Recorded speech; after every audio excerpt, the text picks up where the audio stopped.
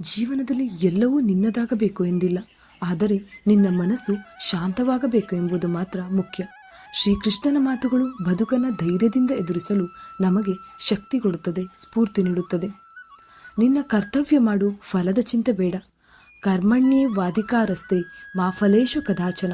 ನೀನು ನಿಷ್ಠೆಯಿಂದ ಕೆಲಸ ಮಾಡು, ಫಲದ ಭಯ, ಆಸೆ, ನಿರೀಕ್ಷೆ ಬಿಡು. ದೇವರು ನಿನ್ನ ಶ್ರಮವನ್ನು ಎಂದಿಗೂ ವ್ಯರ್ಥ ಮಾಡಲಾರ. ನೋವು ತಾತ್ಕಾಲಿಕ, ಶಕ್ತಿ ಶಾಶ್ವತ. ಇಂದು ನೋವು ಇರುತ್ತದೆ, ನಾಳೆ ಅದು ಸ್ಮರಣೆ ಆಗುತ್ತದೆ. ಧೈರ್ಯದಿಂದ ಎದುರಿಸು, ಕಾಲ ಎಲ್ಲವನ್ನ ಬದಲಾಯಿಸುತ್ತದೆ. ನಿನ್ನ ಮನಸ್ಸೇ ನಿನ್ನ ಶಕ್ತಿ. ಮನಸ್ಸನ್ನು ಗೆದ್ದವನೇ ನಿಜವಾದ ಯೋಧ.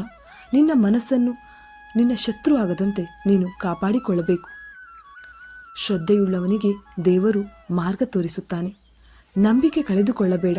ಅಂತರಾಳದಿಂದ ನಂಬಿಕೆ ಇಡು, ಅದು ನಿನ್ನ ದಾರಿಯನ್ನು ಬೆಳಗಿಸುತ್ತದೆ.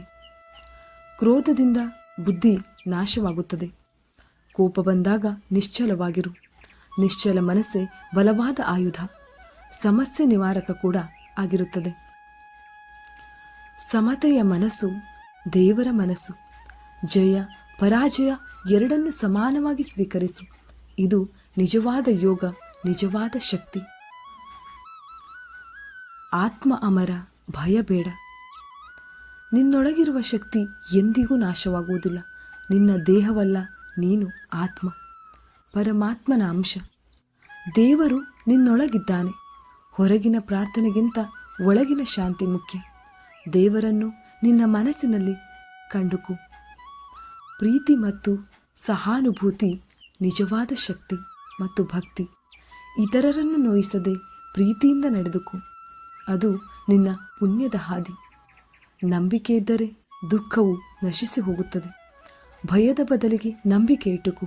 ನಿನ್ನ ಕಷ್ಟದಲ್ಲಿ ದೇವರು ಹತ್ತಿರದಲ್ಲೇ ಇದ್ದಾನೆ. ಎಂದಿಗೂ ಭಯ ಬೇಡ. ಅಜ್ಞಾನ ನಿನ್ನ ನಿಜವಾದ ಶತ್ರು. ಜ್ಞಾನವೇ ಬೆಳಕು, ಅದನ್ನು ಹುಡುಕು, ಜೀವನ ಬೆಳಗುತ್ತದೆ. ಮಾಂ ಶರಣಂ ವ್ರಜ ಅಂದರೆ ದೇವರಲ್ಲಿ ಶರಣಾಗು. ನನ್ನಲ್ಲಿ ಶರಣಾಗು, ನಾನು ನಿನ್ನೆಲ್ಲ ದುಃಖದಿಂದ ಬಿಡಿಸುತ್ತೇನೆ.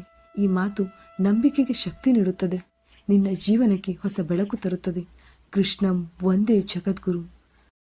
ಶ್ರೀಕೃಷ್ಣ ನಿಮಗೆ ಸ್ಫೂರ್ತಿಯಾಗಿದ್ದರೆ ಜೈ ಶ್ರೀಕೃಷ್ಣ ಅಂತ ಕಮೆಂಟ್ ಮಾಡಿ. ಇದೇ ಥರದ ಮೋಟಿವೇಶನ್ ವಿಡಿಯೋಗಾಗಿ ಲೈಕ್ ಮಾಡಿ, ಶೇರ್ ಮಾಡಿ, ಸಬ್ಸ್ಕ್ರೈಬ್ ಮಾಡಿ.